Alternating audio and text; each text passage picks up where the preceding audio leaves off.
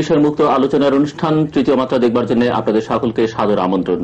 দেশের সর্বশেষ রাজনৈতিক পরিস্থিতি নিয়ে কথা বলবার জন্য এই মুহূর্তে আমাদের সঙ্গে স্টুডিওতে উপস্থিত আছেন আমার ভাই, ক্ষমতাসীন দল বাংলাদেশ জাতীয়তাবাদী দল বিএনপি থেকে নির্বাচিত জাতীয় সংসদ সদস্য এবং বাংলাদেশ জাতীয়তাবাদী যুবদল কেন্দ্রীয় কমিটির সাধারণ সম্পাদক সৈয়দ মোয়াজ্জেম হোসেন আলাল, এবং আমার ডানে আছেন প্রধান বিরোধী দল বাংলাদেশ আওয়ামী লীগ থেকে নির্বাচিত জাতীয় সংসদ সদস্য অ্যাডভোকেট মোহাম্মদ মুস্তাফিজুর রহমান।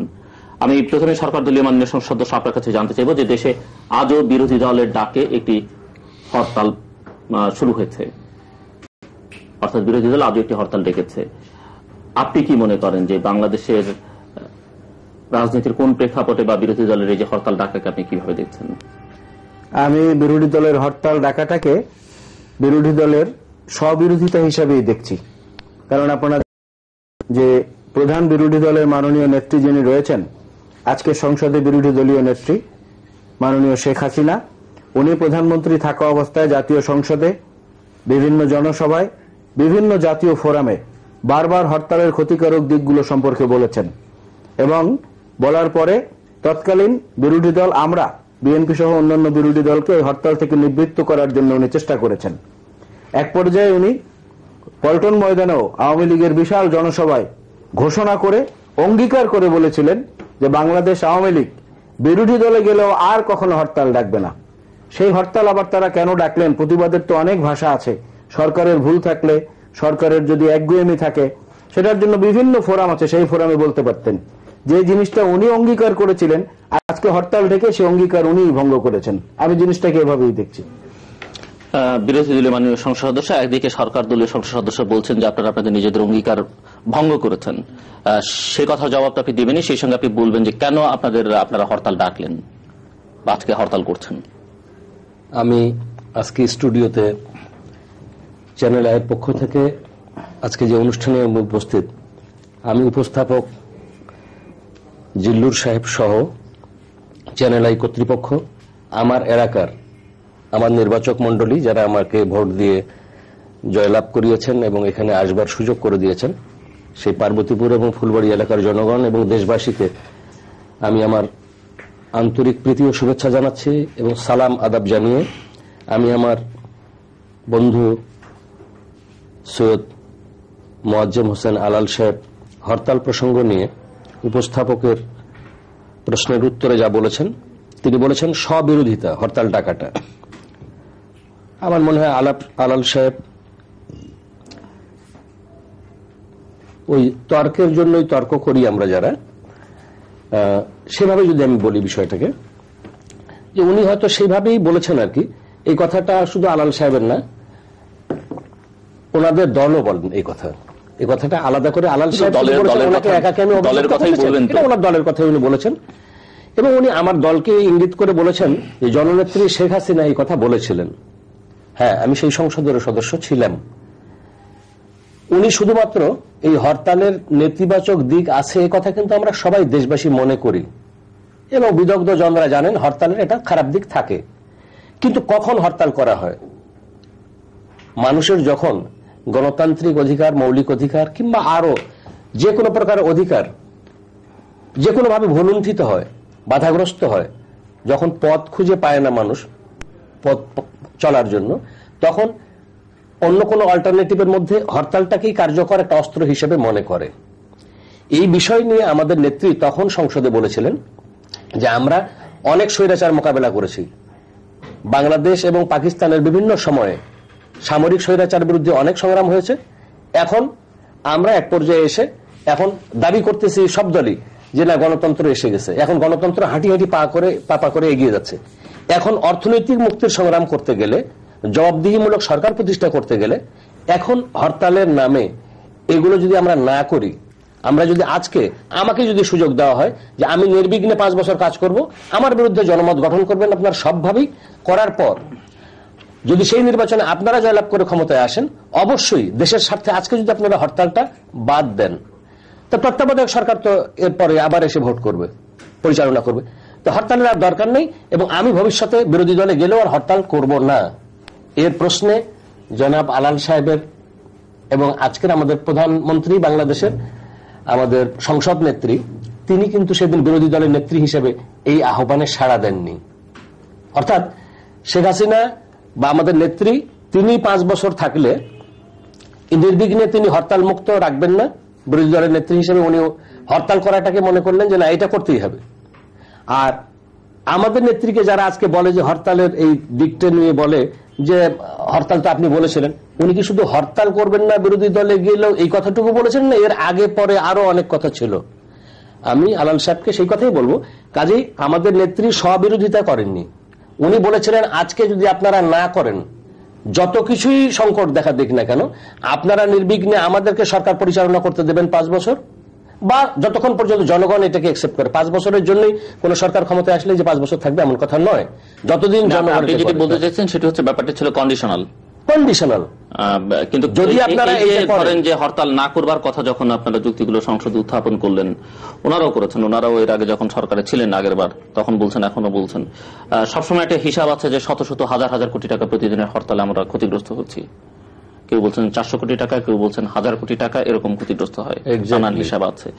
তো এই হিসেবগুলো মাথায় রেখে কিন্তু আপনারা বলছেন যে হরতাল করা উচিত না যারা এই ক্ষমতায় আছেন। তো সেই হিসাবটাকে এখন আপনাদের মাথায় কাজ করছে না? এই হিসাবটা তো মানে রাজনৈতিক লড়াইটাই প্রধান হয়ে উঠলো না দেশের স্বার্থটা প্রধান? যা সত্য তা চিরদিনের জন্যই সত্য। আমি বলবো না যে যেটা সত্য সেটা কোনো সময় যে সত্য হবে, কোনো সময় অসত্য হবে। যেটা সত্য জিনিস, ক্ষতি হয় 1000 কোটি টাকা হয় না 5000 কোটি টাকা হয়, এই গল্পগুলো আগে গণতান্ত্রিক মানে ভাবে যারা গণতন্ত্রের জন্য রাজনীতি করেন, আমরা পাকিস্তানের পরিমণ্ডলে এটার কোনো হিসাব নিকাশ শুনি নাই। এগুলোর হিসাব বাংলাদেশে প্রথম যখন সামরিক শাসন আসে এবং তারপর থেকে উত্তরণের পর্যায়গুলোতে এসে সংসদে প্রতি মিনিটে কত খরচ হয় সেটার হিসাব দেখায়। একদিন হরতাল করলে, এরশাদ সাহেবের সময় তো আর বেশি বেশি করে দেখিয়েছিল যে একদিন হরতাল করলে এত ক্ষতি হয়। জনাব জিয়াউর রহমান সাহেবের আমলেও কিন্তু এই কথা বলা হয়েছিল। সাবেক অর্থমন্ত্রী শাহ উনিও বলেছেন হরতাল হলে এই ক্ষতিগুলো হয়, এগুলো বলে। কিন্তু হরতাল মুক্ত এমন হিসাব আমরা রাজনীতিবিদদের পক্ষ থেকেও বলা হয়েছিল। সংসদ যেমন অধিবেশনে রত থাকলে তার একটা খরচ হয়, এমন দেশের অনেক অর্গান আছে প্রতিনিয়ত সেগুলোতে খরচ হচ্ছে, প্রয়োজন মিটাক আর না মিটাক দেশের, সেই হিসাব কিন্তু কেউ দেয় না। আমি বলতে চাই যে হরতাল আমরা না করবার জন্য, এটাকে যদি আমরা মনে করি অনিবার্য কোনো হাতিয়ার নয়, এটার জন্য আলাল সাহেব কিংবা আমার চিন্তা চেতনার মধ্যে যেটাই ঘুরপাক খাক না কেন, আমি মনে করি না যে এই বিষয়টার সমাধান আমরা দিতে পারবো। জাতি মনে করে হরতাল মুক্ত পরিবেশ সৃষ্টি করবার দায়িত্ব হলো আমাদের দেশকে যারা এগিয়ে নেবার জন্য আজকে দায়িত্বে আছেন কিংবা আসবেন, তারা সবাই মিলে যদি চিন্তা ভাবনা করে বিকল্প কোনো পথের সন্ধান পান, সে পথে এগিয়ে গেলে দেশবাসী খুশি হবে এবং আমিও মনে করি সেটা হওয়া উচিত। হরতালের একটা বিকল্প আজকের যে প্রেক্ষিত, যেখানে আমাদের অধিকার আমি মনে করি চূড়ান্তভাবে পদদলিত হচ্ছে, আমি শুধু আমার দলগত ভাবে বলবো না, আমার নিজেরও ব্যক্তিগত অনেক কথা আছে, এই পর্যায়ে আমি আর বলবো না। আমি মনে করি যে আমাদের দেশে বোধহয় এটা একটা মানে ধারাই তৈরি হয়ে গেছে যে কাউকে প্রটেস্ট করতে গেলে এটা একটা উপযুক্ত অস্ত্র, আর হরতাল ছাড়া বাকি কোন জনমতটাকে কেউ দেখতেই পায় না, এমন একটা ভাব। এটা আমার মনে হয় বিরোধী দলে থাকা অবস্থায় বেগম খালেদা জিয়া উপলব্ধি করেছিলেন যে হরতাল যদি না করতে পারলে, হরতাল বলতে আগে যেটা মানুষের চোখে ভাসে, আগে যে হরতালগুলো হতো, এখন কি সেটা হচ্ছে গত 10, 12, 15 বছরে? এরশাদ সাহেবের সময় হরতাল, আমার ধারণা আপনি বলতে চাচ্ছেন এখন অনেকটা ভয়ের ব্যাপারে স্বতঃস্ফূর্ততা আছে, এই কথাগুলো কিন্তু আগেও আমরা শুনেছি। আমি বলবো যে এইটার বিচার করবে দেশের জনগণ, যে হরতালগুলো স্বতঃস্ফূর্ত হচ্ছে কিনা, আমরা কিল দিয়ে কাঁঠাল পাকাবার চেষ্টা করছি কিনা, না আপনি কাঁঠালটা পাকতেছে প্রাকৃতিক নিয়মে, বিষয়টা হলো সেটাই। তা আমি বলবো না যে হরতাল স্বতঃস্ফূর্ত হচ্ছে কিংবা হচ্ছে না, মানে আমি যদি এখন বলি তো আপনি ধরে নেবেন আমি। কি মনে করেন উনি যেটি বলছেন, এক হচ্ছে যে কারণে হরতাল করতে হচ্ছে সেই কারণগুলো যেন না ঘটে সেটির দায়িত্ব সরকারের, এটি অত্যন্ত যৌক্তিক কথা। একই সঙ্গে উনি বলছেন যে বিকল্প কি করা যায়, হরতালের বিকল্প সেটিও সরকার নির্ধারণ করবে, অন্যদের সঙ্গে আলোচনার ভিত্তিতে বা সবাই। আমি মনে করি আমার মাননীয় সংসদের বন্ধু মুস্তাফিজ সাহেব, ওনার কথার মধ্যেই আপনি আমাকে যে প্রশ্নগুলো জিজ্ঞেস করেছেন এর উত্তর উনি দিয়ে গেছেন। যেমন উনি বলেছেন যে অর্থনৈতিক মুক্তির ব্যাপার, এখন আমাদের সেই ঔপনিবেশিক শাসন নাই, গণতান্ত্রিক পদ্ধতিটা হাঁটি হাঁটি পা করে এগিয়ে যাচ্ছে, চমৎকার কথা। আমি ওনার এই কথার সঙ্গে সমার্থক কথাই বলবো। কিন্তু যদি সেই অর্থনৈতিক মুক্তির পথে আমরা এগুতে চাই, সরকারের পক্ষ থেকে আহ্বান কিংবা নেতৃত্বটা আগে থাকবে, এ কথাটা উনি বলেছেন, এ কথাটাও আমি সমর্থন করি। কিন্তু সরকার যে সদিচ্ছাগুলো ইতিমধ্যেই দেখিয়েছে সেই সদিচ্ছাগুলোতেই তো আমরা সমর্থন পাই নাই। আমরা বারবার যদি একতরফাভাবে ওনাদেরকে আহ্বান করি বিরোধী প্রতিপক্ষকে যে আপনারা আসেন এই প্রসঙ্গে আমরা জাতীয় পর্যায়ে একমত হই, তাহলে তো হবে না। ইতিমধ্যেই ওনারা প্রমাণ দিয়েছেন, স্বাধীনতার পদক একত্রে ঘোষণা করা হয়েছে শ্রদ্ধাভাজন নেতা মরহুম শেখ মুজিবুর রহমান এবং শহীদ রাষ্ট্রপতি জিয়াউর রহমানের নামে। সেই পদকটা ওনারা গ্রহণ করেন না, ওনারা অবহেলার সাথে প্রত্যাখ্যান করেছেন। জাতীয় এই দুই নেতা কে বড় সেই বিতর্ক শেষ করার জন্য আমরা এটা চেয়েছিলাম অত্যন্ত আন্তরিকতার সঙ্গে, কিন্তু ওনাদের প্রত্যাখ্যানের কারণে সেটা আমরা করতে পারি নাই। পরবর্তীতে এই হরতাল বিরোধী আইন জাতীয় সংসদের মাধ্যমে পাশ করার জন্য মানুষের মনের তাগিদ, এটা মনের চাহিদা, এটা করার জন্য আমরা উদ্যোগ নিয়েছিলাম। ওনারা সংসদে যাচ্ছেন না দীর্ঘদিন ধরে। যদি নাই যান, সংসদে না যাওয়ার অনেক কারণ উনি বলবেন আমি জানি, কিন্তু সংসদে যদি ওনারা নাই যান এই জিনিসগুলো আমরা ঐক্যমতের ভিত্তিতে কিভাবে করব? কারণ গণতন্ত্রটা তো সংসদীয় গণতন্ত্রের পদ্ধতি এখন বাংলাদেশে চলছে। আর যে কথাটা উনি বলেছেন যে এই জিনিসটাই একমাত্র সেন্সেশনাল, অন্য কোনো আন্দোলনের পদ্ধতিতে কোনো কিছু কেউ গায়ে মাখে না বা সরকারে যারা থাকে তারা এটাকে গুরুত্ব দেয় না, এটা কিন্তু ঠিক না। এখন কিন্তু পদ্ধতিগত অনেক পরিবর্তন এসেছে। মানববন্ধন ইদানিংকালে যেগুলো হচ্ছে সাংঘাতিকভাবে এটা সেন্সেশন ক্রিয়েট করছে জেনারেল পিপলস এর মধ্যে, সুশীল সমাজের মধ্যে, যা মানববন্ধন একটি প্রতিবাদের চমৎকার গণতান্ত্রিক শান্তিপূর্ণ ভাষা। সিট ইন ডেমনস্ট্রেশন হতে পারে, যেটাকে ঘেরাও বলে বা অবস্থান ধর্মঘট বলে, সেটা হতে পারে। প্রধানমন্ত্রীর অফিসের দিকে যাওয়ার একটি মিছিল হতে পারে, সেখানে স্মারকলিপি দেওয়া যেতে পারে, বিভিন্নভাবে মানুষের মতামত সংগ্রহ করা যেতে পারে, স্বাক্ষর সংগ্রহ করা যেতে পারে যে মানুষ এটার পক্ষে আছে। সেই জিনিসগুলো কিন্তু সরকারকে নাড়া দেয়, নিঃসন্দেহে নাড়া দেয়, না দিয়ে পারে না। কারণ যে পদ্ধতিটি ইতিমধ্যে এস্টাবলিশ হয়েছে, মুস্তাফিজ সাহেব বলেছেন, সেটা তো আমরা উভয় পক্ষই একমত যে হ্যাঁ গণতান্ত্রিক পদ্ধতিটি একটি এস্টাবলিশড হয়েছে।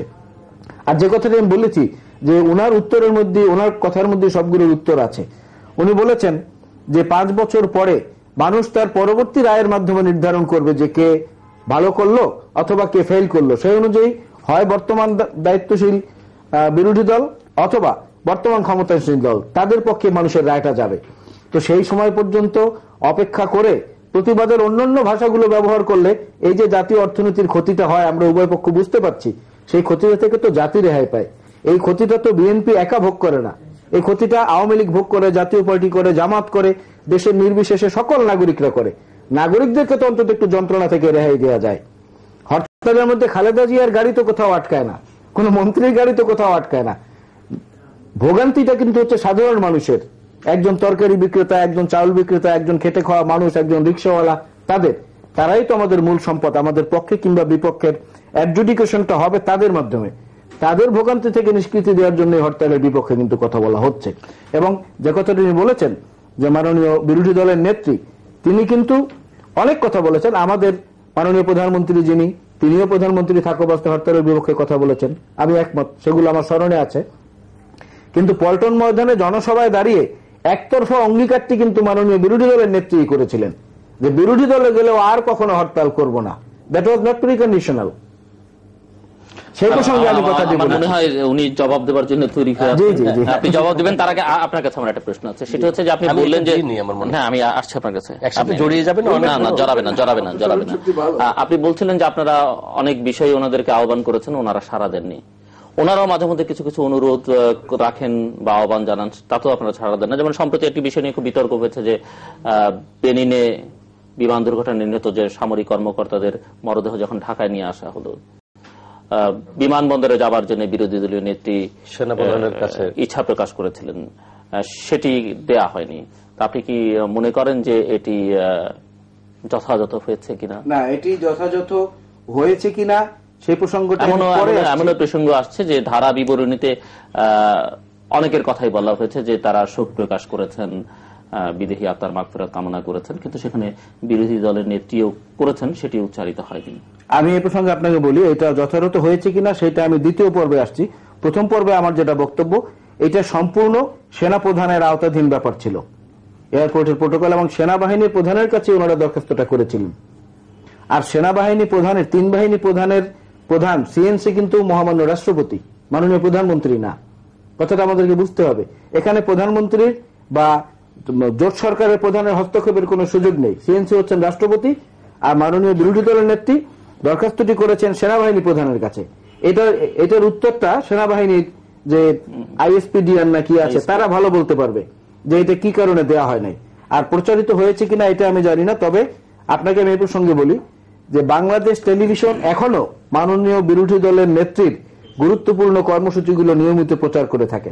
মাত্র কিছুদিন আগে ওনারা পল্টনে জনসভা করেছেন, সেই জনসভা টিভিতে ছবি সহ মাননীয় বিরোধী দলের নেত্রীর কণ্ঠের শব্দ সহ প্রচার করা হয়েছে, আমি নিজে দেখেছি, যেটা কিন্তু আওয়ামী লীগ ক্ষমতাসীন সময় এই সুযোগটা কিন্তু আমরা পাইনি। আর যে আহ্বানটি করেছেন, আরো একটি আহ্বান জানানো হয়েছিল, আমাদের মাননীয় প্রধানমন্ত্রী বেগম খালেদা জিয়া জাতীয় সংসদে দাঁড়িয়ে বলেছিলেন যে আমরা মরহুম জিয়াউর রহমান সাহেব এবং শহীদ জিয়াউর রহমানের দুজনের ছবি জাতীয় সম্মান দিয়ে আমরা রাষ্ট্রীয় মর্যাদায় টানিয়ে দেওয়ার ব্যবস্থা করি, তাহলে আর জাতীয় পর্যায়ে কোনো বিতর্ক থাকবে না। একজনের নাম এটাও কিন্তু ওনারা গ্রহণ করেন নাই। সুতরাং উদাহরণ এরকম অনেক আছে। আর ওই প্রসঙ্গটি সম্পূর্ণ সেনাবাহিনীর বিষয়। তবে আমার মনে হয় বিরোধী দলের নেত্রী যদি ওখানে যেতেন, জাতীয় পর্যায়ে আমাদের কনসলিডেশন, আমরা যে জাতিগতভাবে শোকাহত হয়েছি, এটা আরো ভালোভাবে প্রমাণ হতো। এই কথাটার সঙ্গে আমি একমত। আমি এই এর মধ্যে দুটো ঘটনা হয়ে গেল আর কি। একটা হরতাল প্রসঙ্গ, আপনি হরতালের প্রসঙ্গে জবাব দিয়ে এখানে যদি যোগ করবার কিছু থাকে বলবেন, তাহলে আমরা অন্যদিকে যাব। তবে শেষেরটাই আগে বলে নিতে চাই আমি, শেষের অংশটুকু। উনি বলেছেন এটা সেনা প্রধানের ব্যাপার। আমি মনে করি বিষয়টি সরকারের নীতিগত ব্যাপার। কিন্তু সেটি যদি বলেন, তাহলে উনি যেটি বললেন যে আপনারা আবেদনটি সেনা প্রধানের কাছে করেছেন, সেটি সিস্টেম, সেই সিস্টেমে আমরা করেছি, সেই সিস্টেমেই করেছি, সেটা পৌঁছবার দায়িত্ব। আমি যদি সহকারী সচিবের কাছে দরখাস্ত দেই আর দরখাস্তে উল্লেখ থাকে বরাবর সচিব, তাহলে সেই দরখাস্তটা জায়গা মতো পৌঁছে যাবে। এটাই সিস্টেম। এবং আমি মনে করি বর্তমানের যে বিরোধী নেত্রী যিনি, তিনি সাবেক প্রধানমন্ত্রী, তিনি জেনেই দরখাস্তটা করেছেন যে এই দরখাস্তটা কোন জায়গায় করা যাবে। আর আলাল সাহেব যেটা বললেন যে এটা আমাদের যিনি সর্বাধিনায়ক তার ব্যাপার, কিন্তু সেখানে দরখাস্তটা যায়নি। এখন কোনটা সত্য? আমার কথা হলো দরখাস্তটা হয়েছে কিনা এবং এই বিষয়টি কোন বিষয়। এটা এমন একটি ব্যাপার, গোটা জাতি যেখানে অধীর আগ্রহ অপেক্ষা করতেছে, সেখানে জনগণের পক্ষ থেকে যদি আজকে প্রধানমন্ত্রী ওখানে যেতে পারেন, বিরোধী নেত্রী যেতে পারেন কিনা। আমাদের পৃথিবীর অনেক সভ্য দেশ আছে, যেই দেশগুলোতে জাতীয় যে কোনো ক্রাইসিসের মুহূর্তে সেখানে সরকার এবং বিরোধী পক্ষ, এখানে কে কয় নম্বর সারিতে অবস্থান সেটা নয়, কত ছোট দল বড় দল সেটা নয়, সেখানে একত্রে যেখানে সবকিছুই করছে। সেখানে আপনার এই প্রশ্নটা সঙ্গত ছিল যে সেখানে বিরোধী দলের নেত্রী থাকলে সেটা কি ভালো হতো না? আপনি এটা বলতে চাইছেন। কিন্তু যদি কোনো অজুহাতে বলা হয় দরখাস্তটা যেখানে দেওয়ার কথা সেখানে দেন, এখানে দরখাস্তটা কোথায় দিলাম সেটাই বড় কথা। যদি আলাল সাহেবের বক্তব্য ঠিক হয়, এটির আবার একটি আমাদের দেশের মাননীয় প্রধানমন্ত্রী এবং বিরোধী দলের নেত্রী তারা সাধারণত কাছাকাছি বসেন না, একসঙ্গে কথা বলেন, এটা গোটা জাতি জানে। আমরা লক্ষ্য করেছি বরাবরই আপনি প্রশ্নটা আপনি করেছেন যাওয়ার ব্যাপারে আপত্তি। আরেকটা কথা আমাদের মোয়াজ্জেম হোসেন আলাল সাহেব বলেছেন হরতাল প্রসঙ্গ কেন্দ্র করে, আজকাল অনেক বিকল্প সুন্দর সুন্দর পন্থা বেরিয়েছে, যেগুলোর কথা উনি বলেছেন, মানববন্ধনের কথা। এবং উনি একজন যুব নেতা হিসেবে উনি ভালোভাবে রিপ্রেজেন্ট করবার জন্যই কিন্তু ওনার কথাটা, ওনার দলের কথা খুব সুন্দরভাবে বলছেন। ঠিক আছে, আপনার বাচন ভঙ্গির জন্য আপনাকে ধন্যবাদ দিচ্ছি আমি। কিন্তু আজকে যদি আমি বলি, মাত্র 1.5 বছর আগে আলাল সাহেব যে পথ এবং পদ্ধতিগুলো অনুসরণ আওয়ামী লীগকে করতে বলছেন, এই পথ পদ্ধতিগুলো মানববন্ধনের বিষয়টি কিংবা আর মাত্র 1.5 বছর 2 বছর আগেও কিন্তু এই একই আহ্বানই শেখ হাসিনা আমাদের নেত্রী জানিয়েছিলেন দেশবাসীর উদ্দেশ্যে সাক্ষী রেখে। উনি বলছেন যে সেটা কন্ডিশনাল ছিল না, এমনি খোলা ওনার আহ্বান ছিল। আমি তো বলতেছি, এটা চ্যালেঞ্জ করে আমি বলতে পারি যে ওনার কথাটার মধ্যে তাই ছিল, যদি আজকে নির্বিঘ্নে আমাদেরকে আওয়ামী লীগকে এই সরকার চালাবার পরিবেশের সহায়ক পরিস্থিতি সৃষ্টি করে দেওয়া হয় এবং আপনারা বাধাগ্রস্ত না করেন জাতীয় অর্থনৈতিক যে অগ্রগতির পথে অন্তরায় যে হরতাল, আমি ভবিষ্যতে ক্ষমতা থেকে বিরোধী দলে গেলেও আমি কখনো হরতাল করব না যদি আজকে এটা করেন। এই কথাটুকু কিন্তু তিনি বলেছিলেন। উনি বলছেন যে বলেননি, তাহলে এটা তাহলে প্রমাণ সাপেক্ষ ব্যাপার। কিন্তু আমি মনে করি এটার জবাব অনেকবার দিয়েছেন। এটা আমার দেওয়ার থেকে যিনি এই কথা বলেছিলেন তিনি কিন্তু উত্তর দিয়েছেন। আর আমি সেই সংসদের মানুষ হিসেবে আমি বলবো যে কাছে থেকে আমি দেখেছি এবং কাছে থেকেই শুনেছি এই কথাগুলো, কাজে এটাকে অস্বীকার বা স্বীকার করবার কোনো বিষয় নয়। যেমন হরতাল ক্ষতি করে, হ্যাঁ ক্ষতি করে, আমি তো মানি, প্রসব বেদনায় এটা কথাই আপনি আগেই বলেছেন জাতি বিচার করবে, হ্যাঁ অনেক কিছু বিচারের ভার জনগণের, বিচারের ভার জনগণের উপরে। কিন্তু আমি মনে করি উনি শর্তযুক্ত কথাটা বলেছিলেন, যদি আপনারা এটা করেন তাহলে আমিও এটা করব। কিন্তু সেটাই যেহেতু মানে যদি রাজনীতিটা আমাদের শেষ হয়ে যাওয়া উচিত, ওনারা বলেন যে আপনারা করেছিলেন কাজে আমরা করছি, আপনারা বলছেন ওনারা করছেন বলে এটি যেটা খারাপ সেটা খারাপ, সবার বেলা, আমার বেলাও খারাপ, বিরোধী দলের ব্যাপারেও খারাপ, এটা স্বীকার করার মতো। আরেকটা কথা, ঠিক আছে, আরেকটা কথা উনি বলেছেন মাননীয় সাংসদ, আমার বন্ধু সাংসদ, সেটা হলো যে ওনাদের যে জাতির প্রতি মানে যে জাতীয় নেতাদেরকে একত্রিত করবার যে মানসিকতা সংসদ নেত্রীর বর্তমানে, বঙ্গবন্ধুকে সম্মান দেবার ক্ষেত্রে এবং ওনাদের একটা এটা বলছেন যে ওনাদের এক ধরনের এটা একটা স্কিম যে সবাইকে নিয়েই সবকিছু করা যাওয়ার জন্য মানসিকতা নিয়েই কিন্তু এগুচ্ছেন বর্তমান প্রধানমন্ত্রী। আমি বলবো যে আজকে জাতির সামনেই তো আমরা দুজনেই মুখোমুখি। আমার মনে হয় আপনারা যে দুই নেতাকে সমাদর করবার জন্য, সম্মান দেবার জন্য এটা করছেন, আমার কাছে তা মনে হয় না। জিয়া সাহেবের অবস্থান ইতিহাস নির্ধারিত, জাতির জনক বঙ্গবন্ধু মুজিবের অবস্থান যেটা, সেটা ইতিহাস নির্ধারিত। কেউ যদি আমরা কাউকে আমাদের ইচ্ছা চরিতার্থ করবার জন্য এই দুই নেতাকে আমরা যদি মনে করি কাউকে টেনে নামাবো আর কাউকে টেনে উপরে তুলবো, আমার মনে হয় জাতি, আমার মনে হয় এটা মেনে নেবে না, কারো ক্ষেত্রেই মেনে নেবে না। সত্যটা সত্যই, কাজে আমি মনে করি এই জায়গাটাই হওয়া দরকার। হয়তো বলবেন আলাল সাহেব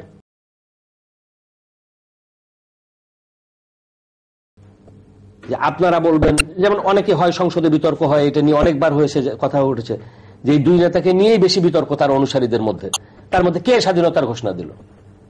আমি আজকে যদি বলি যে যদি সেইটার প্রশ্ন নিয়ে বঙ্গবন্ধু মুজিব তো হঠাৎ করে এই যুদ্ধের নেতা হয়েছেন, মুক্তিযুদ্ধের নেতা হয়েছেন, বিষয়টা তা যদি ধরে নেই বাংলাদেশের মুক্তিযুদ্ধের সময় যে ঘোষণার কারণে এত বিতর্ক হচ্ছে, স্বাধীনতার যে প্রোক্লামেশন অফ ইন্ডিপেন্ডেন্স অধ্যাপক ইউসুফ আলী যেটা পড়েন প্রথম গণপরিষদে মুজিবনগরে, সেদিন কিন্তু অধ্যাপক ইউসুফ আলী যখন পড়েন ওই সমস্ত বিষয়টা, কেন মুক্তিযুদ্ধের ঘোষণা এবং কিভাবে আসলো, কেন গণপরিষদ গঠন করা হচ্ছে মুজিবনগরে বসে, তাতে পরিষ্কার করে বলেছিলেন। এবং সেই ঘোষণা, বঙ্গবন্ধুর ঘোষণাটাকে 26শে মার্চে বঙ্গবন্ধুর ঘোষণাটাকে অনুমোদন দিয়েছে ওই গণপরিষদ, এবং তার কন্টিনিউশনে পরবর্তীতে যখন বাংলাদেশে আবার গণপরিষদ বসে তখন কিন্তু সেখানেও ওই গণপরিষদ ওই ঘোষণাটাকে অনুমোদন করে।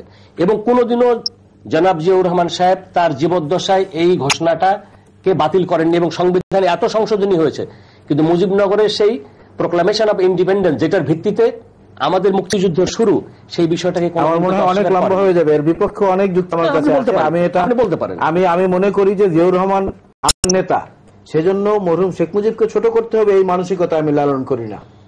যার যেখানে সম্মান, আপনি কথাটা বলেছেন ইতিহাস নির্ধারিত, অবশ্যই ইতিহাস নির্ধারিত, কিন্তু জাতিকে বিভক্ত করার জন্য আমাদের কিছু লোকজন, অতি উৎসাহী লোকজন উভয় পক্ষের, জিয়াউর রহমান বড় না শেখ মুজিব বড়, এই বিতর্কে আমি আদৌ যেতে রাজি না। শেখ মুজিবুর রহমান মুক্তিযুদ্ধ, বাংলাদেশের স্বাধীনতা সংগ্রামের সবচেয়ে বড় সিপাহসালার, সবচেয়ে অজেয় নায়ক। স্বাধীনতা সংগ্রাম একটা জিনিস, স্বাধীনতা যুদ্ধ আর একটা জিনিস। সংগ্রামের পটভূমি কিন্তু শুরু হয়েছে 48 থেকে, 52 থেকে, 69 থেকে, 66 থেকে, 71 এসে সেটার পরিপূর্ণতা পেয়েছে। এই পরিপূর্ণতা প্রাপ্তির সময় জিয়াউর রহমানের যতটুকু অবদান ছিল সেটা স্বীকার করে নিলেই কে বড় কে ছোট এই মাপামাপিটার আর প্রয়োজন পড়ে না। আমি তো স্বীকার করি, ঠিক আছে, আলাল সাহেব যা বলছেন, স্বাধীনতা যুদ্ধের মধ্য দিয়ে আমরা মনে করি না যে ওনাদের দুজনের ভূমিকা শেষ হয়ে গেছে। না, পরবর্তী দেশ গঠনে, দেশ রাজনীতিতে ভিন্ন ব্যাপার, দুজনেরই ভূমিকা আছে, অবদান আছে। আর আমি বলতে পারি যে দেশে দেশে কালে কালে ইতিহাসের যুগ সন্ধিক্ষণে এমন অনেক নায়ক এবং নেতার আবির্ভাব ঘটে, এবং তারা বিভিন্ন ভাবে জাতির কাছে চিহ্নিত হয়ে থাকেন।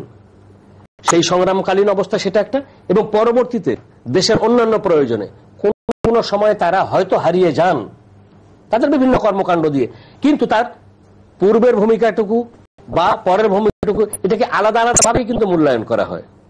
আমি মনে করি না একটা মানুষের আজকে আলাল সাহেব যে ভূমিকা পালন করতেছেন, আজকে যেটা করতেছেন, 5 বছর পর কি করবেন সে বিষয়টা আলাল সাহেবের এইটাকে আপনি ম্যানেজ করে দিবেন, এটা তো হয় না। না না, নিঃসন্দেহে আমি আপনার কথার সঙ্গে একমত, এবং আপনার এই কথাটার সঙ্গে আমি পুরোপুরি একমত, এটাকে সমর্থন করি যে ইতিহাস কর্তৃক নির্ধারিত হয়ে আছে মহান দুই নেতার অবস্থান। এটা নিয়ে বিতর্ক বা ঘাটাঘাটি যত আমরা কম করব, আমরা বিবেকের কাছে পরিষ্কার থাকবো এবং তাদের সম্মান সাধারণ মানুষরা যেভাবে দেয়ার সেভাবে দিক। আমরা কি সংবাদ পত্রিকায় বেরিয়েছে যে হরতাল নিষিদ্ধ করবার জন্য এবার সংসদে আইন করবার একটি পরিকল্পনা সরকার চিন্তা ভাবনা করছে বা পরিকল্পনা করছে, আপনার কি ধারণা? আমি কিন্তু এই প্রসঙ্গটির উত্তর আপনার আগের কথার মধ্যে, আমার মাননীয় বন্ধু মুস্তাফিজ সাহেবের কথার মধ্যে বলেছি যে আমরা তো চাচ্ছি যে জাতীয় সংসদে হরতাল প্রতিবাদের হিসেবে শুধু হরতাল, অর্থনৈতিক ক্ষতি করা, জনজীবন বিপর্যস্ত করা, জাতীয় সম্পদ ধ্বংস করা, বিনষ্ট করা, আগুনে পুড়িয়ে দেয়া, এই কর্মকাণ্ডগুলোকে নিষিদ্ধ করে একটি আইন প্রণয়নের জন্য। সেখানে হয়তো প্রধান বিরোধী দলের বিশেষ করে সমর্থন লাগবে, অন্যান্য বিরোধী দল সহ। সেই কথাটাই তো সমর্থন ছাড়াও আইন একটু আগে কিন্তু বলেছেন, আমি আপনার সঙ্গে একমত, আমাদের সে ভাস্ট মেজরিটিটা আছে, কিন্তু আমরা কিন্তু সেইভাবে কোনো কিছু এই কথাটি বন্ধু মুস্তাফিজ সাহেব বলেছেন যে ওনারা হয়তো চাচ্ছেন সবাইকে নিয়ে, সবার কনসেন্ট নিয়ে, এবং এখন পর্যন্ত আমরা সেটা চাচ্ছি। এবং এই যে আমরা আছি এখন পর্যন্ত দেশ পরিচালনার দায়িত্বে, যতক্ষণ আমরা থাকবো আমরা সেই গণতান্ত্রিক মন মানসিকতা নিয়ে সম্মুখে এগোতে চাই। আপনি কি মনে করেন যে এটা আইন করে এটি যদি সবাই মিলে নিষিদ্ধ করা যায়, দেখুন আমাদের দেশে বিভিন্ন এর মধ্যে অনেক ভায়োলেন্স হয়, হরতালের দিন অনেক মানুষের জীবন নষ্ট হয়, আগের রাতে গাড়ি পুড়িয়ে দেওয়া হয়, মানুষজনের জীবনের উপর হামলা হয়, পৃথিবীটা এখন অন্যরকম। আপনি এবং আমরা মানে এই আজকের যে ইতিহাস, এই ইতিহাস তৈরি হওয়ার পিছনে আমরা আমাদের হয়তো খুব ক্ষুদ্র ক্ষুদ্র ক্ষুদ্র ক্ষুদ্র ভূমিকা বিভিন্ন সময় থেকে থাকতে পারে, কিন্তু একেবারে যে আমরা কোনো কিছু আমাদের অজানা তা না। আজকে যে কথা আপনি বলতেছেন, গাড়ি পোড়ানো, অমুক করা তমুক করা, এগুলো কারা করে, কিভাবে হয়, কোথা থেকে হয় না, আমি যদি মনে করি যে এই বিষয়গুলো মানে আপনার আমার অজানা, তা তো নয়। কোনো আমলের কথা বলছি না, বলছি এগুলো হয়, সর্বামলে হয়েছে। আমি বলি যে এখন হচ্ছে আমাদের সময়, আমি যখন কথা বলি, হ্যাঁ, তো এগুলো নানান ধরনের ঘটনায় বিভিন্ন জায়গায় আছে, হয়তো সেগুলো উদাহরণ আপনি যদি দিতে পারেন 10টা, আমি হয়তো 10টা দিতে পারবো, এই নিয়ে বিতর্কের সময়সীমা হয়তো বেড়ে যাবে। আমি শুধু বলবো, আপনি যে প্রশ্নটা করলেন যে এটি আইন করে সবাই মিলে সেটা কেমন হবে, এটা আপনি বলছেন, আমি মনে করি আইন অনেক আমাদের আছে, যে আইনই করি না এই আইনটা মানাবার ব্যাপারে দেশবাসী এটাকে কত ভালো চোখে দেখবেন,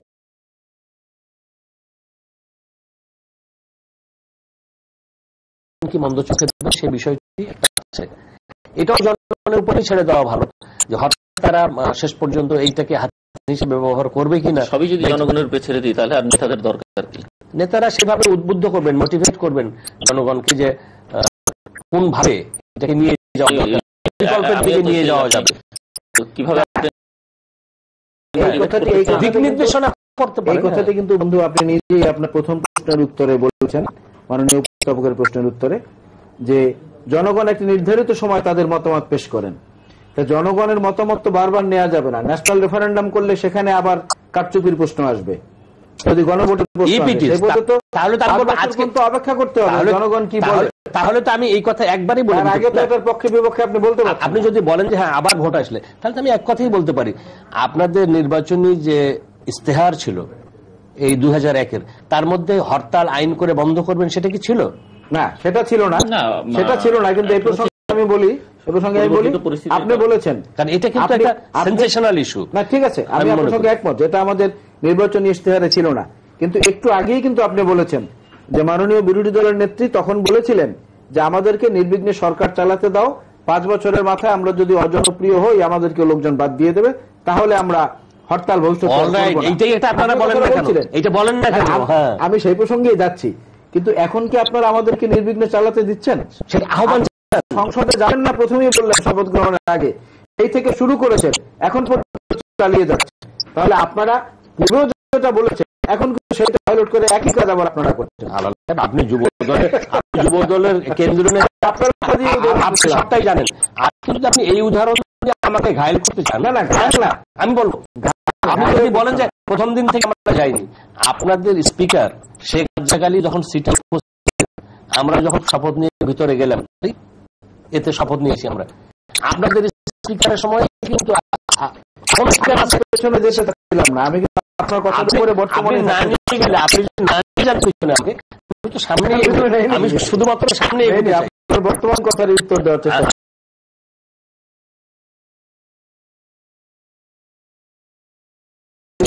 আমি মনে করি এই আহ্বানটা আপনাদের নেত্রী, আজকের সংসদ নেত্রী, যদি আমাদের নেত্রীর মতন করে সেই আহ্বান জানান যে আপনি জানিয়েছেন আমি সাড়া দেইনি, হতে পারে আমি তখন বুঝিনি, তো আমি আবার আপনার কথার সুরেই আমি সুর মেলাতে চাই দেশের অর্থনীতিকে বাঁচাবার জন্য হরতালের বিকল্প আসছে,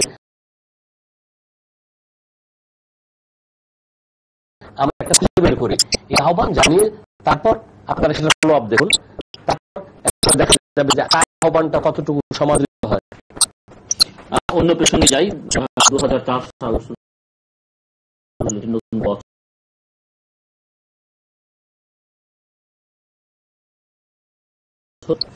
পেছনে আমরা একটি বছর ফিরে আসলাম। 2003 সালে অনেক রাজনৈতিক অনেক উত্তপ্ত বিতর্ক হয়েছে, অনেক পারস্পরিক হানা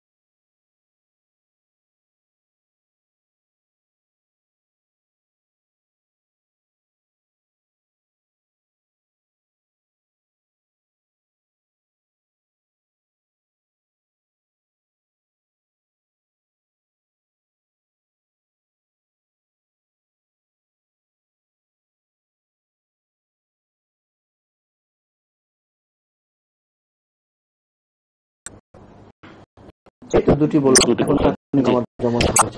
আপনি বলবেন, আপনারা সবসময় সরকারের বিরোধিতা করেন, সবাই সেটি সেভাবে আপনাদের সরকারের সাফল্য গত বছরটিতে 2003 সালে আপনার চোখে কি পড়েছে? এরকম উনি দুটি বলেছেন, আপনিও দুটি বলতে পারেন আপনি আর কি, বা বলতে চান। যাই উনি বলেছেন যে একটা উনি যে কথা বলছেন সেটা আমরা পরে আলোচনা করবো। আমি যাচ্ছি না, আমি ওনাদের সফলতার যেটা বুঝি সেটা হলো যে ওনাদের সফলতা কোনটা, সরকারের সাফল্য 2003 সালে এখন পর্যন্ত ওনার ক্ষমতায় আছে, এটাই ওনাদের সফলতা। এটা আমি মনে করি এটাই ওনাদের সবচেয়ে বড় সফলতা।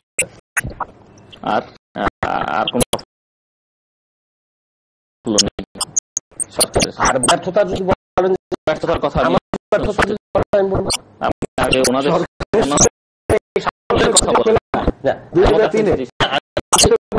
বললাম আপনাদের যে সব থেকে বড় সফলতা আপনাদের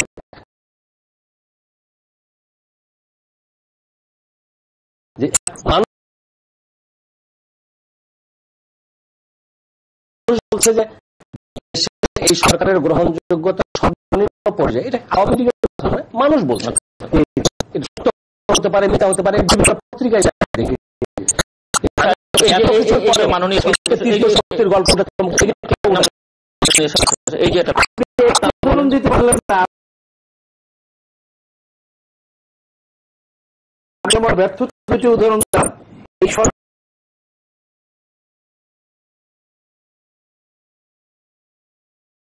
কোনো কাজ করে না, একটু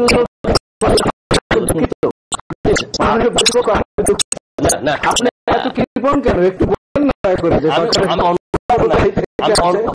আমি অনুদার না, আমি বলবো যে আমি যা বলেছি এটা যদি মানে দর্শকরা মূল্যায়ন করবো আমি জানি না, আমি যদি বলি আমার তাৎক্ষণিক, আমি তো শিখে আসছি, আমি শুধু এটুকুই বলছি আমার কাছে মনে হয়েছে অনেক জল্পনা অবসান ঘটিয়েও আপনারা নির্বিঘ্নে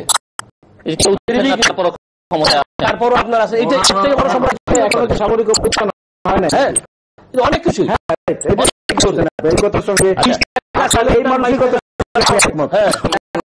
অভ্যুত্থান হয় না, এই জন্য আপনারা দুঃখিত। আমি সামরিক আমি বলবো যে এটা ধারা আছে দুঃখিত। মাননীয় দুঃখিত না, আমি শুধু বলবো এত বিচার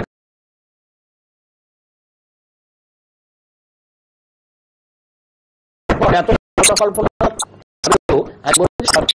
এখন পর্যন্ত আছে।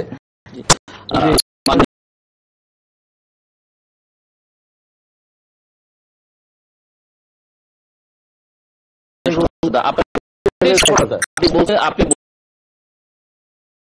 বলছিলেন যে মানুষ যে সরকার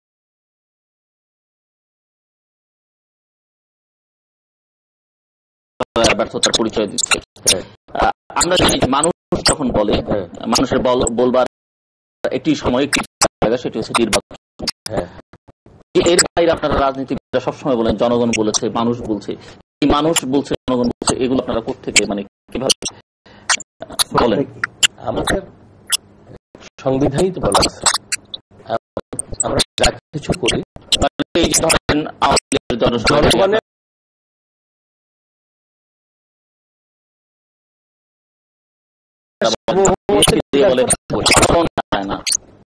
এটা শুধু আমরা কেন, যখন কোনো একটা খবর পরিবেশন করেন যে কোনো মিডিয়াতে সেখানে কিন্তু জনস্বার্থের কথাটাই বলেন।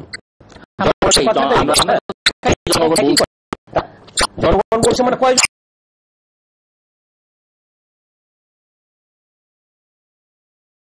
জনগণ বলছে সেটাতে কিন্তু যাচ্ছিলাম। এই কথাগুলো জনগণের কথা,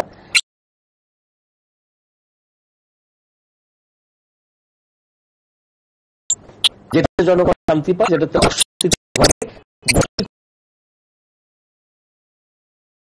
জনগণের পক্ষ থেকে পরিবেশ করা হয়। আমরা যা রাজনীতি করলেনই কিন্তু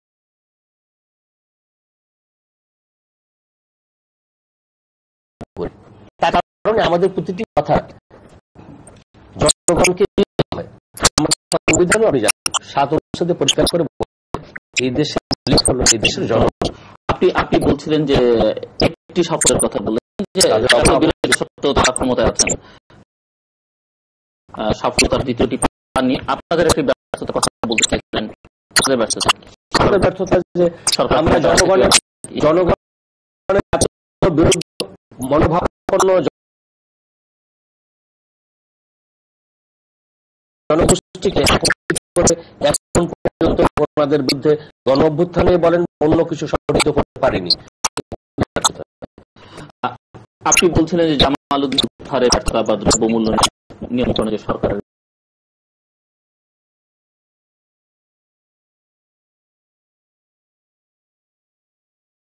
ব্যর্থতা, এই জায়গাগুলো ব্যর্থ হলেন না আপনারা?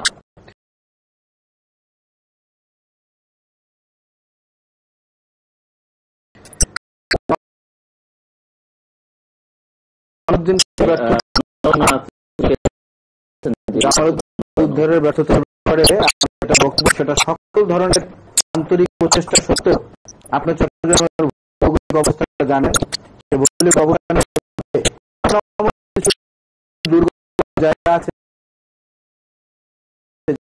পৌঁছতে বা যেখান থেকে কোন তথ্য সংগ্রহ করতে প্রচন্ড রকম বেগ পেতে হয় এবং নানান রকমের পদ্ধতিগত ব্যবস্থা গ্রহণ করতে হয়। আমাদের পুলিশ বাহিনী কিন্তু সেরকম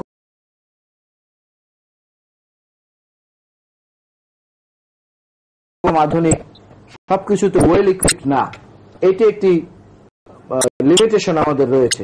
সেই কারণে তা না হলে এখানে যে আন্তরিকতা এবং যে ধরনের সমস্ত পদ্ধতিগুলো গ্রহণ করা হয়েছে, না হলেও অচিরে হবে বলে আমি এটা আশা করি। ব্যর্থতার নিরীক্ষা করে এটা সফল হতেও পারে। আর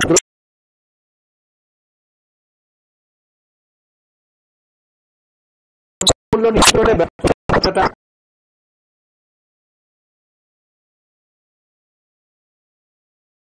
আমি উভয়ে বলিনি, আমি বলেছি দ্রব্যমূল্য নিয়ন্ত্রণে মানুষের যে প্রত্যাশা সেই প্রত্যাশা পূরণ করতে পারে। আপনি যদি উদাহরণ হিসেবে ধরেন সয়াবিন, যে বিনটা বাংলাদেশে হয় না, বাংলাদেশে উৎপন্ন হয় না, এটা বাইরে আন্তর্জাতিক বাজারে এটা নিয়ন্ত্রিত হয়। হঠাৎ করে বেশি আছে পাড়ার সঙ্গে সামনে এটা আমরা নিয়ন্ত্রণ করতে পারি নাই। সরকারের এখানে সব ধরনের সম্পূরক সবকিছু প্রত্যাখ্যান হচ্ছে,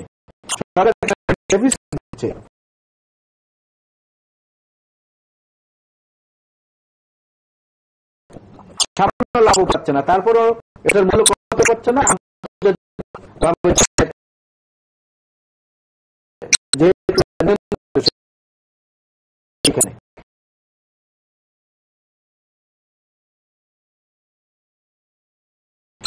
এই ব্যর্থতাটা কিন্তু আমাদের অনিচ্ছাকৃত, কিন্তু যেহেতু আপনি উদাহরণ চেয়েছেন আমি সরাসরি উদাহরণটা দিয়েছি যেগুলো আমাদের ব্যর্থতা। এখান থেকে আমি প্রমাণ করতে চাই যে বর্তমান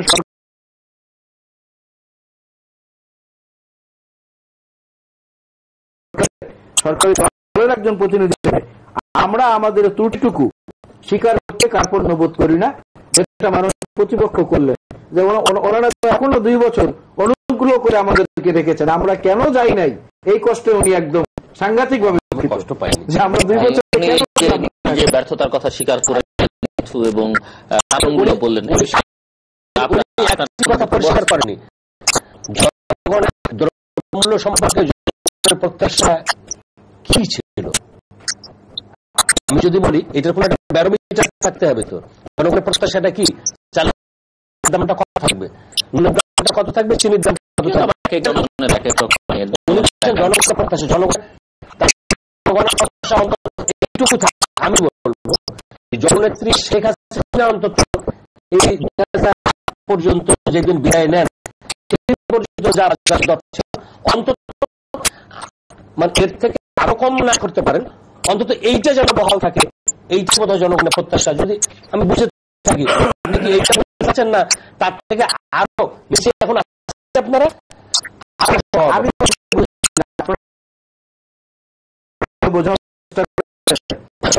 আমি করি না, ইতিমধ্যে প্রমাণিত হয়েছে, আমার ত্রুটিও আমি অকপটে শিখেছি।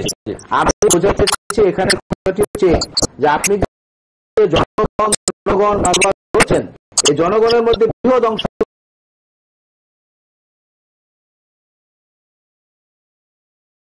কিন্তু কৃষক সমাজ বাংলাদেশ।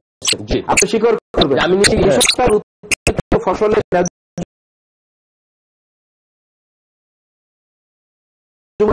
না পায় বা মূল্য যদি সেইখানে এসে তার যে কষ্ট হচ্ছে বিনিয়োগ হচ্ছে না পায়, কিন্তু বঞ্চিত হচ্ছে। দ্রব্যমূল্য যদি কিছুটা বৃদ্ধি পায়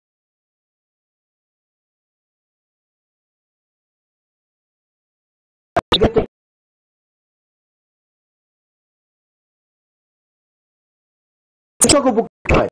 আপনার জনগণের মধ্যে কৃষক বৃহৎ অংশে প্রতিনিধিত্ব করে, সুতরাং আপনি কিন্তু সেলফ কন্ট্রাডিক্টরি কথা এখানে বলছেন। সামগ্রিক জনগণ এক্ষেত্রে ক্ষতিগ্রস্ত হয়েছে তা কিন্তু না।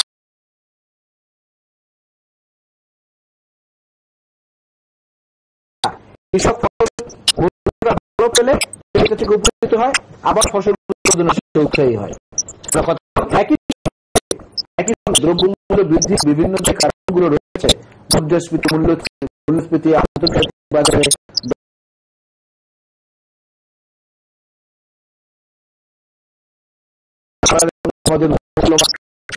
বিষয়গুলোর মধ্যেও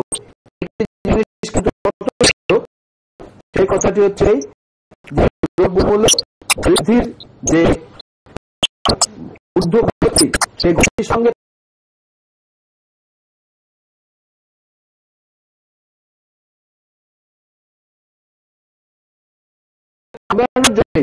এই সরকার কিন্তু সরকারি কর্মকর্তা কর্মচারীদের 10 মহার্ঘ ভাতা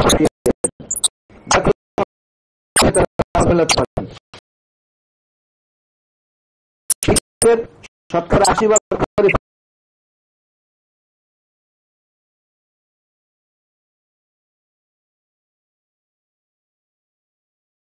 বেতন দেওয়া হতো, সেখানে আরো বাড়িয়ে 90% করেছেন।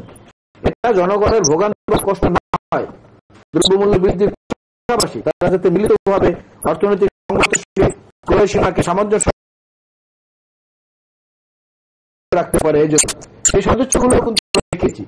সুতরাং ভোগান্তির মধ্যে আপনাদের দায়িত্ব, কিন্তু এই বিষয়ে খুব সঠিক উত্তর করতে চাই। সেটা হলো সাহেব বলছেন সংসদ সদস্য বিচার করবেন দর্শক দেশবাসী।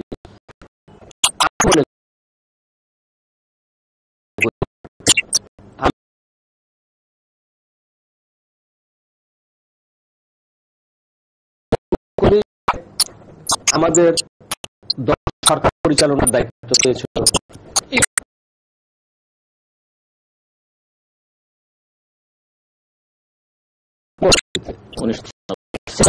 থেকে 2001 পর্যন্ত।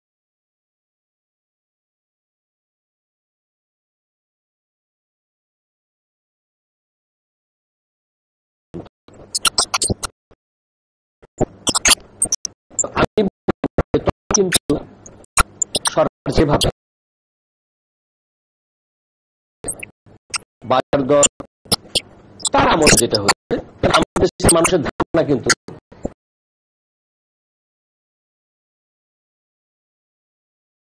আজকে আসে দিতে, তাকে জবাব দিতে হয় যে 1 ঘন্টা বিদ্যুৎ নাই কেন, মনে করে এটা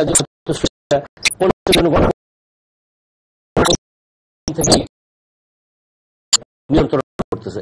এইভাবে কিন্তু দায় দায়িত্ব দেওয়া হয়। এখানে যদি আমার কোনো কিছু ঘটে, দুর্ঘটনা, এটার জন্য কিন্তু দায় দায়িত্ব অন্তত এই কথাগুলো উঠবে যে কোনো কিছু হয়। আমি মনে করি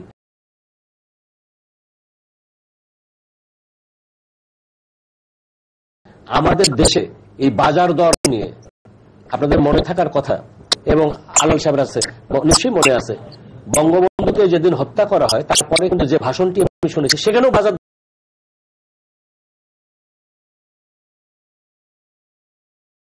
দরের কথা বলা হয়েছে। বাজার দর তমুক হয়েছে, তমুক হয়েছে, এই হয়েছে, হয়েছে হচ্ছে যেন বঙ্গবন্ধুকে হত্যা করলে আর এগুলো থাকবে না। এই কথাগুলো কিন্তু হয় বাজার দরের ব্যাপারে। আপনি সাবসিডি দিয়েছেন, বঙ্গবন্ধুর সময় তখন বলা হয় আর যুদ্ধ মানুষ সেটা বোঝেনি, চালের দাম 5 টাকা লাগলো, এই বিষয়গুলো আসে। আমি নিকট অতীতে আমরা সরকার পরিচালনার সময় যে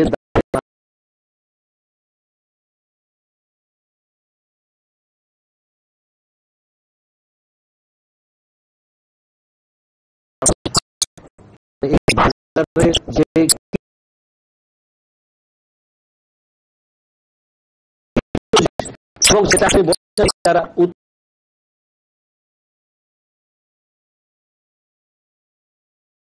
উৎপাদন, আমি কিন্তু কৃষক পরিবারের সন্তান এবং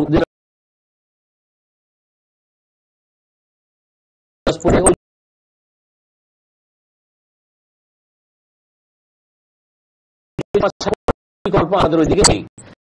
আমরা এটা নিয়ে থাকি, সেখানে কিন্তু কোন যার জমি ধান উৎপন্ন করে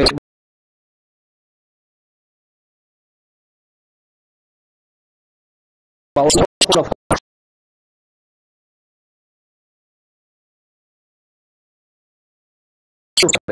তাদের কিন্তু চিৎকার ছিল না আওয়ামী লীগের সন্ত্রাসী চলছে দাম তারা ওই সময়তে। আবার তারা মজুর যারা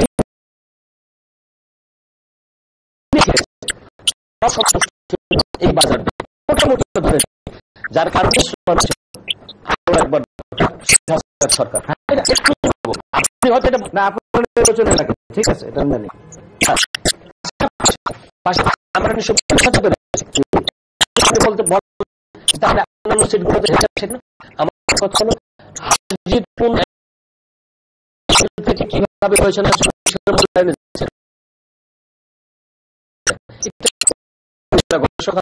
করুক। বাজার দরের আমি বলবো আওয়ামী লীগ বাংলাদেশে হয় 10টা পণ্যের নাম করেন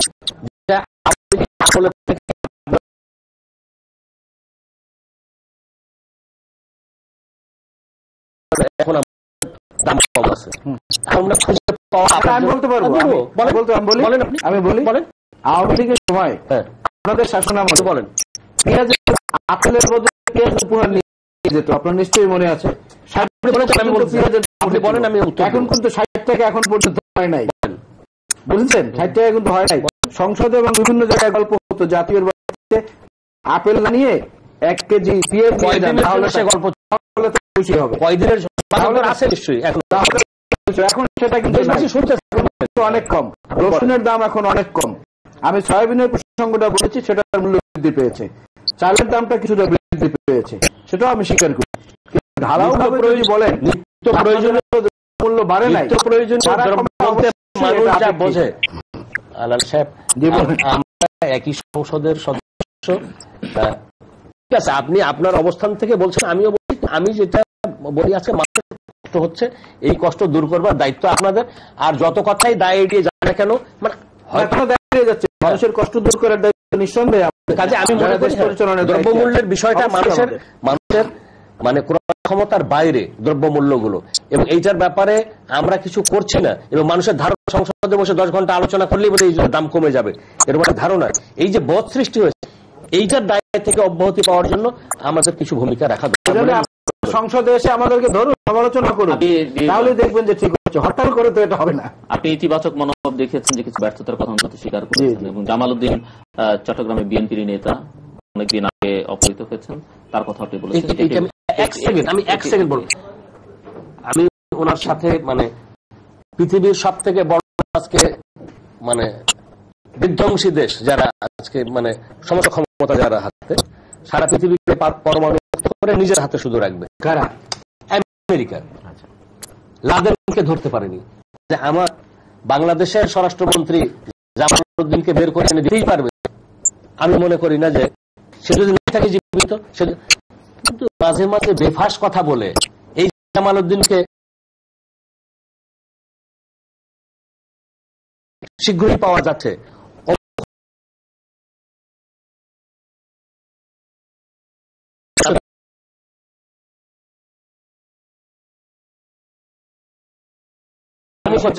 এই সমস্ত কথাবার্তাগুলো যে তিনি বলছেন, এবং মাঝে যে কথাগুলো করেন, আল্লাহ হয়, তাহলে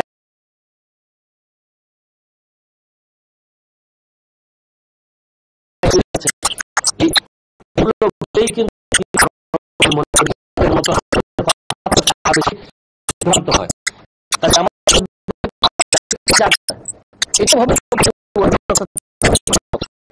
কেন্দ্র করে আবার তার পরিবার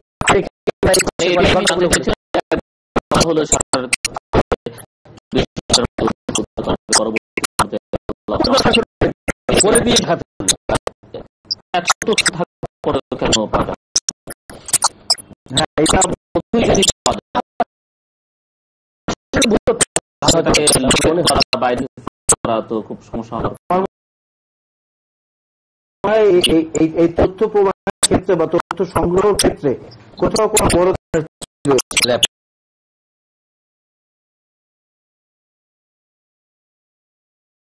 তথ্যের উপর ভিত্তি করে কোন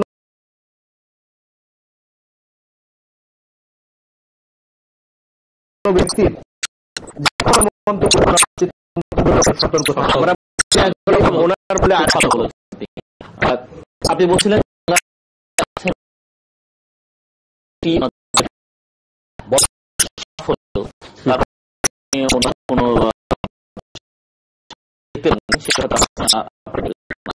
উনি যে প্রশ্নটি রেখেছেন সামরিক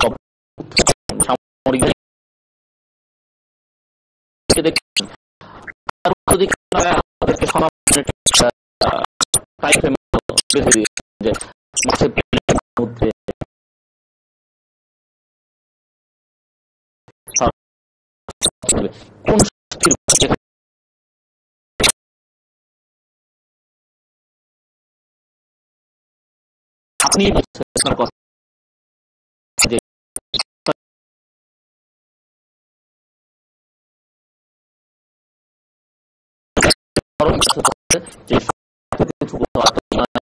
সেটা করতে পারেন, তাহলে কিভাবে বলে আপনি মনে হয়?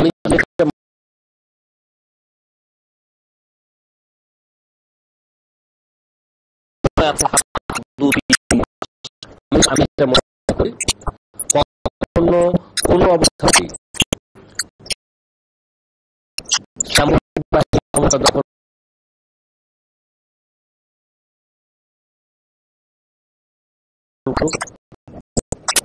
আমি আমার অবস্থান ব্যক্তিগত কথা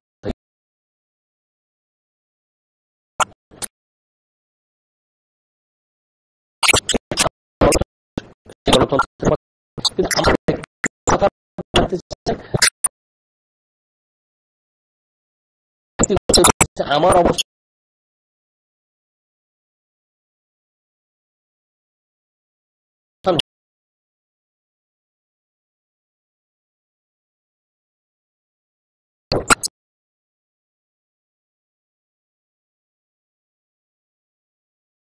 কোন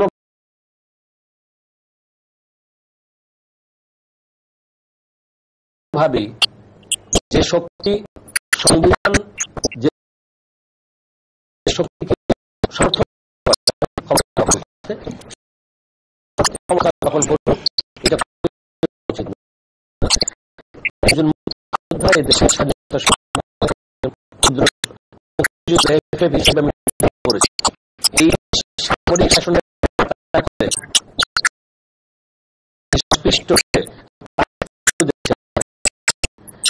বাংলাদেশ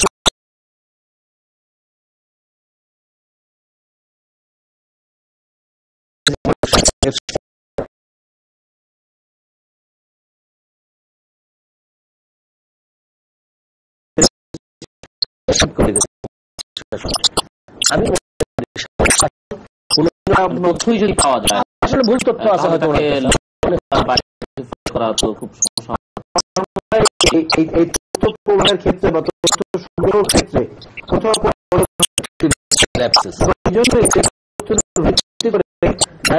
কোন ব্যক্তি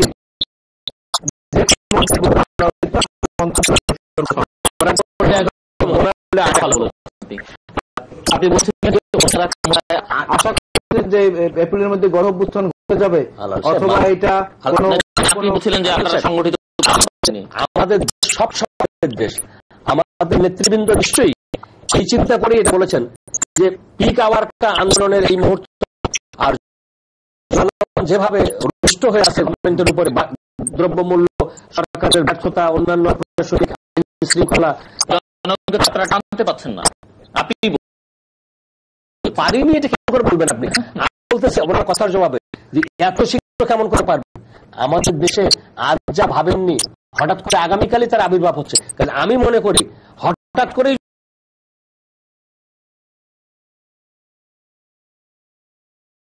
যদি জনগণ এই ঢাকা শহরের 1 কোটি মানুষ এর মধ্যে যদি 10 লাখ লোক মুখে করবেন এসে বলে আমরা এই সরকারের পরিবর্তন চাই, তাহলে আপনি কি মনে করেন এটাতে পরিবর্তন হয়েছে?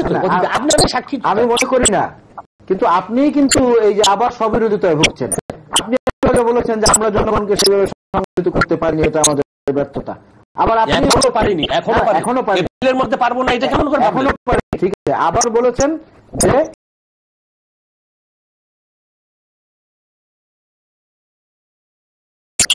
5 বছরের মাথায়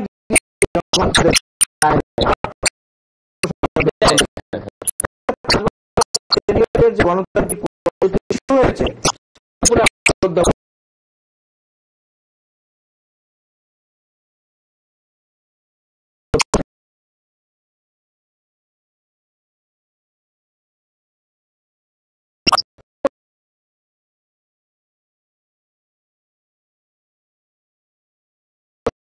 অবশ্যই এখন পর্যন্ত যেটা 2 বছর বা 22 মাসে বলছেন, 2 মাসের মাথায় 10 লক্ষ হয়ে যাবে।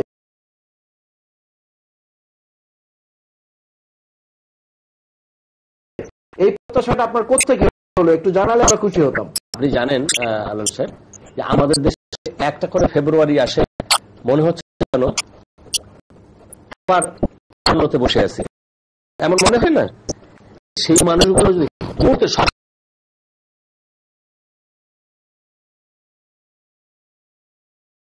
পরিবর্তন, আমি বলবো যে কোন রাজনৈতিক দল যদি মনে করে আজকেই হবে, নিশ্চয়ই এটা আপনি বোঝাতে চাচ্ছেন আমাদের পার্টির সাধারণ সম্পাদক সাহেব